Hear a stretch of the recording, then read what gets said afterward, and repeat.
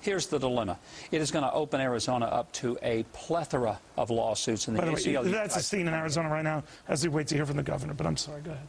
Well, I think it's just a fact that you'll have so many lawsuits that it will be very, very costly to the state of Arizona. And here's the real challenge, and I feel for Governor Brewer, who I know and have great respect for. This is a federal problem. The feds ought to be fixing this. They ought to be standing guard at the border. They ought to be the ones who are enforcing the federal laws.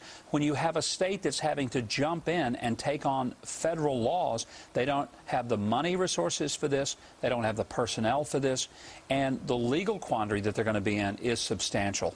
That's why the lawsuits are going to come pouring in, because the first time you have a bona fide third-generation American citizen who gets pulled over and asks for documentation, and the perfectly European-looking white person doesn't get stopped and turns out he's a British citizen, it's going to be one lawsuit bonanza. If I were being pulled over because I looked a certain way, I would be highly offended by that. And there are many, many Hispanic American people who have a right to be unhappy with the idea that they might be pulled over.